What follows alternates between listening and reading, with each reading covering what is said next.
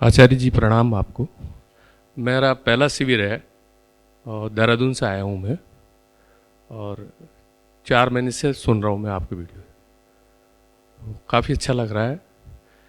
एक प्रश्न चल रहा है मन में कि मानसिक पर्यावरण पे तो आपने बहुत कुछ बोला है, भी मन खराब होता है, कुछ भी खराब होता है, लेकिन जो बाकी दूसरे पर्यावरण से काफ़ी नुकसान हो रहा है, जैसे सपोज प्लास्टिक हो गया, पानी की बहुत मिसयूज होता है, पेड़ों की बहुत कटाई होती है, और आपके इतने फॉलोअर्स हैं, तो मैसेज थोड़ा आप इस बारे में भी थोड़ा अगर दें। बहुत इस पर भी बोला है, खूब बोला है। मैंने शायद सुना नहीं होगा। हाँ हाँ हाँ, खूब बोला है। मैं फिर बोले देता हूँ। अच्छा हुआ आपने प्रश्न उठाया। देखिए, हम बाहर जो कर रहे हैं ना, वो भीतरी माहौल का ही एक प्रतिबिंब होता है। भीतर जो है वो छुपा रह जाता है। हम क्या देते हैं, हम बड़े साफ लोग हैं। क्यों? मुंह साफ है, हाथ साफ है, कपड़े साफ हैं, हम क्या देते हैं, हम साफ लोग हैं। हम लोग हैं बड़े गंदे, बहुत ही गंदे, घिनौने लोग हैं हम। और हमारा वही घिनौनापन फिर उस प्लास्टिक में दिखाई देता है, पेड़ों के, कटे हुए पेड़ों के ठूठों में दिखाई देता है। वो जो बाहर है वो कहाँ से आया? वो हमारे भीतर से आया ना। अब इसी शहर को लीजिए। ये शहर वो शहर है ही नहीं जिसे मैं 10 साल से जानता हूँ। हर तरह की गंदगी, हवा तक अशुद्ध हो गई है।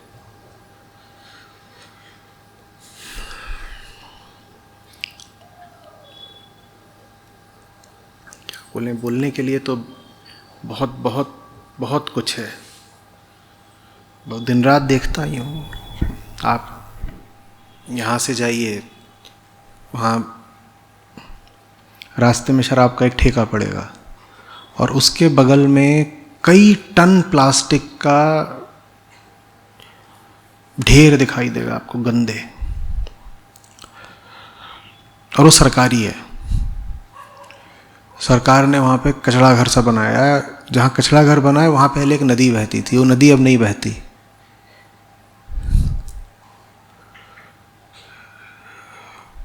नदी का तल भर दिखाई देता है, पानी वहाँ एकदम नहीं है, वहाँ कचरा घर बना है। उसको आप देखेंगे, आप अवाक रह जाएंगे, क्या है। और मुझे मालूम है ना वो कहाँ से आया है। वो आया है एक धार्मिक जगह को एक मनोरंजन की, पर्यटन की जगह बना देने से।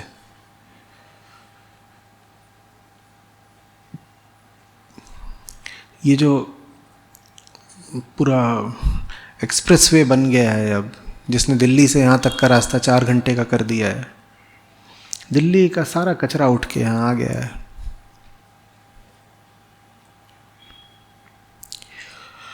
कचरा नहीं रुकेगा जब तक इंसान नहीं सुधरेगा। और जब मैं कहता हूँ इंसान नहीं सुधरेगा, तो मैं 100% आबादी को सुधारने का सपना लेकर नहीं चल रहा हूँ। वो कभी नहीं हो पाएगा, इतिहास में कभी नहीं हुआ। हमारी रचना ऐसी नहीं है कि 100 के 100% लोग कभी सुधर जाएं। ऐसा सतयुग में नहीं हुआ, अब क्या होगा?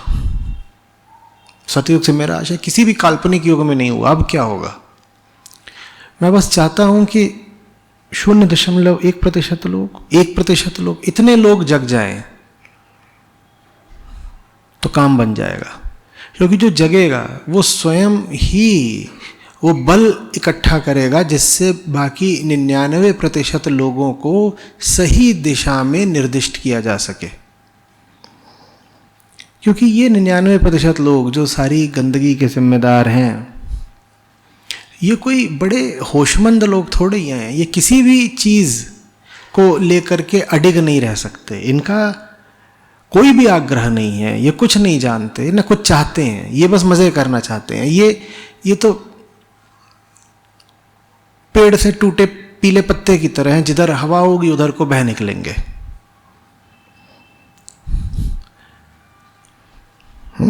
मुझे वो लोग चाहिए जो हवाओं का रुख तय कर सकें।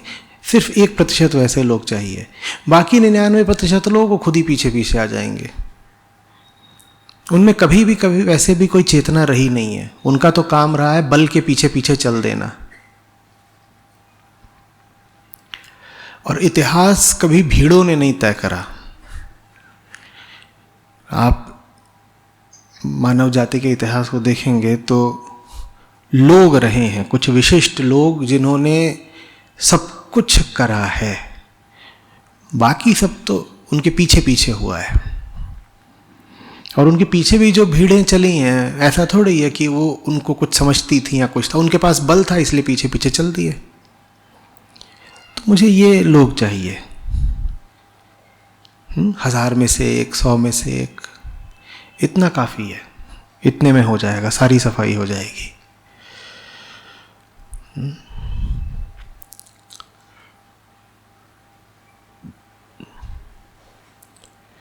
जब तक प्लास्टिक सस्ता है उसका इस्तेमाल होगा। प्लास्टिक सस्ता है और इंसान में लालच है, आप कैसे रोकोगे? एक ही तरीका है, नियम बने, कानून बने और बन जाएगा। उसके बिना आप सोचें कि आप लोगों में एक जागृति का संचार करेंगे, अवेयरनेस कैंपेन वगैरह चलाएं, अच्छी बात है, उसे बस कुछ होता नहीं। आप वृक्षारोपण अभियान चला सकते हैं, लोग जाके पौधे लगा देते हैं थोड़े बहुत और अपने पाप के बोझ से स्वयं को आज़ाद कर लेते हैं। हमने कुछ पौधे लगा दिए, पहली बात तो जो लगाए गए हैं बहुत बहुत कम है, दूसरी बात जो लगाए गए हैं वो 2 महीने मर जाते हैं। तो इन सब से काम नहीं होने का है। आप सोचें कि एक एक आदमी जग जाए तब दुनिया बदलेगी, तो दुनिया फिर बदलने से रही। हमें शेर लोग चाहिए जो सबसे आगे बढ़कर दहाड़े, जो नेतृत्व दे पाए, तब बनेगा काम।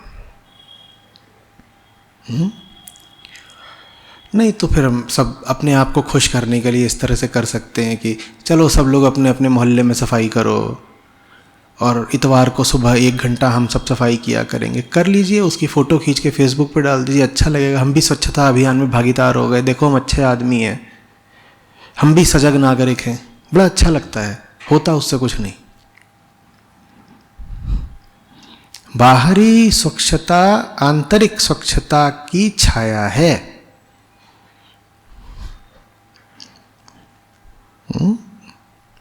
और वैसी आंतरिक स्वच्छता मैं कह रहा हूं बस 1% लोगों में आ जाए, बाकी 99 अपने आप ठीक हो जाएंगे।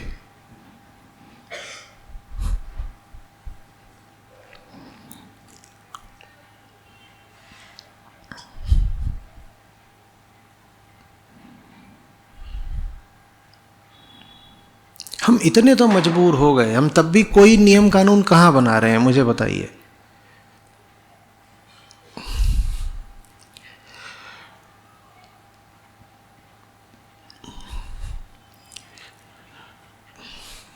पेरिस, कोपेनहेगन, अभी मालूम है भारत ने क्या वचन दिया है, क्या कार्बन न्यूट्रल होंगे 2070 तक। 2070 तक कुछ बचेगा? कार्बन न्यूट्रल होंगे?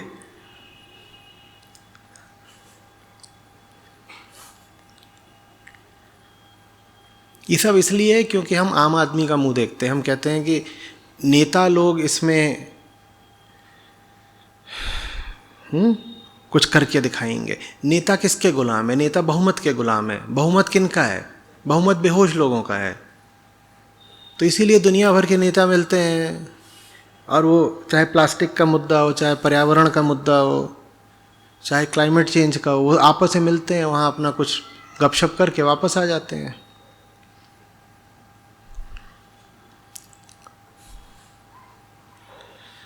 जनतंत्र है ना भाई।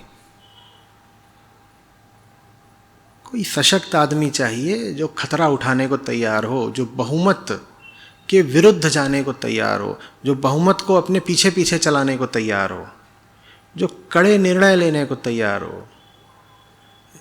ऐसे लोग जिनकी नज़रें, जिनकी कमज़ोर नज़रें बस यही गिनती रहती हैं कि कितने लोग मेरे साथ हैं, कितने लोग खिलाफ हैं, ऐसों से कुछ नहीं होने का।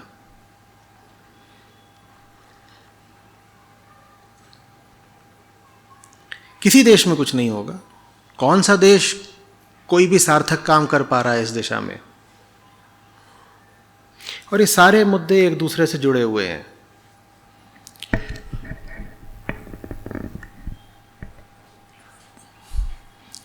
पेड़ पौधों पशुओं की प्रजातियों का विलुप्त होना,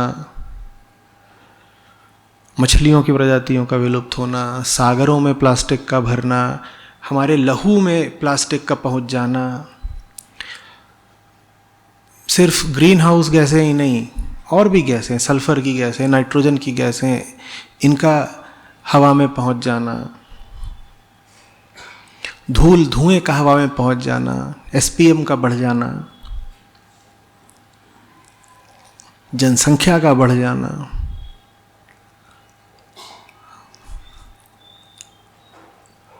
ये सब एक दूसरे से जुड़ी हुई चीज़ें। और इन सब के मूल में कौन बैठा है? आम आदमी। आम आदमी की करतूत है ये सब कुछ, और उस आम आदमी को आप बहुत जगा नहीं सकते। हाँ, आप एक ऐसा बल पैदा कर सकते हो जिसके पीछे पीछे वो आम आदमी चलने लगे। भाई हम ये भी कहते हैं कि जो बड़े बड़े इंडस्ट्रियल मैन्युफैक्चरर्स हैं वो करते हैं प्रदूषण, तो वो जो कुछ भी बनाते हैं उसका उपभोक्ता कौन है? वो किसके लिए बनाते हैं? खुद ही बना के खा जाते हैं। कौन है उसका उपभोक्ता? आम आदमी। ये आम आदमी है जो फैलता ही जा रहा है, फैलता ही जा रहा है, और खाता ही जा रहा है, खाता ही जा रहा है। और इसी आम आदमी का एक बड़ा रूप हमें उनमें देखने को मिलता है जो तथाकथित समृद्ध वर्ग है। वो भी तो आम आदमी है। 40 साल पहले साधारण मध्यम वर्गीय लोग थे, अब उनको आर्थिक सफलता मिल गई है तो वो अरबपति हो गए। वो भी हैं लेकिन दिल से आम आदमी ही, उनकी सारी हरकतें आम आदमियों वाली हैं, बस पैसा उनके पास ज़्यादा है। तो ये जो आम आदमी है और उसका आम मन और आम संस्कृति है, ये है असली गुनहगार। इसको तोड़ना है, और ये टूटेगा तभी जब सशक्त उदाहरण सामने रखा जाएगा।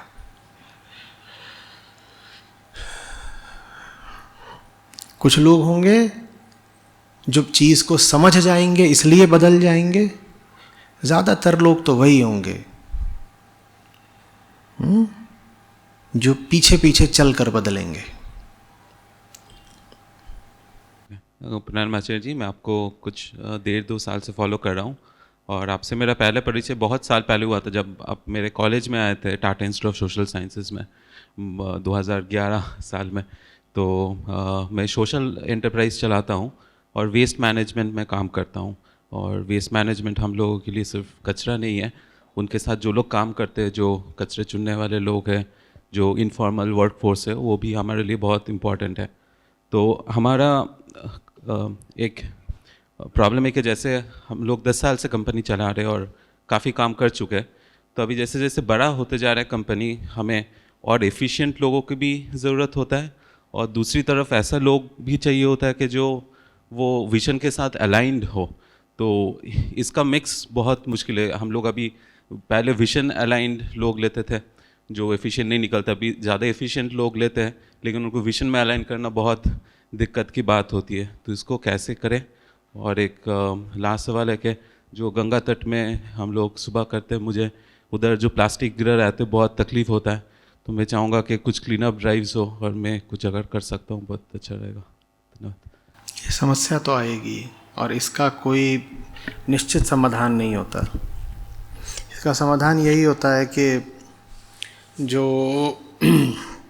सधा हुआ आदमी है, मिशन अलाइंड जिसको आप कह रहे हैं, उसको उत्पादक बनाया जाए, और जो आपने एफिशिएंट वर्कर लिया है उसको मिशन से अलाइन करा जाए।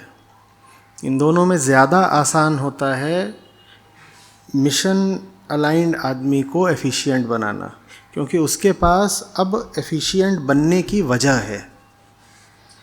उसको मिशन से कुछ लगाव है ना, तो वो मिशन की खातिर एफिशिएंट बनना चाहेगा। दूसरी बात, ऐसा व्यक्ति रुकेगा आपके साथ क्योंकि वो सही कारण से आया आपके पास। जो दूसरी तरफ वाला व्यक्ति है, जो एफिशिएंट है, वो आते ही आपको लाभ देना शुरू कर देगा,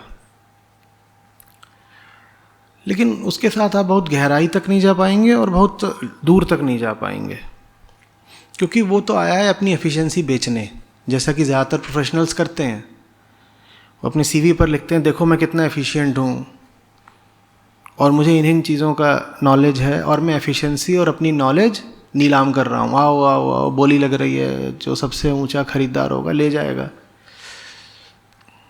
जो एम्प्लॉई मार्केट है वो ऐसे ही तो ऑपरेट करती है, तो उसको तो कोई और आके ख़रीद ले जाएगा, उसके पास आपके पास टिकने की कोई वजह नहीं है। लेकिन कई बार ऐसे लोग भी ज़रूरी होते हैं, वो जितने दिन भी आपके पास रहेंगे काम करते रहेंगे, बस उनके साथ आप भविष्य नहीं बना सकते।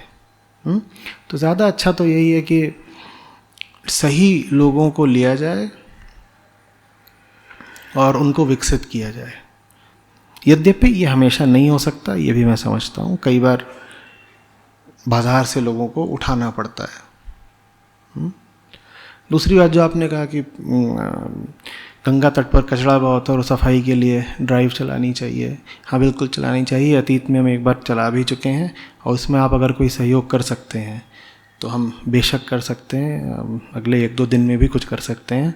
तो उसके लिए आप संस्था में बात करिए किसी से और बहुत अच्छा रहेगा। सुबह सुबह का वक्त रहता है, सफाई कर ही दी जाए।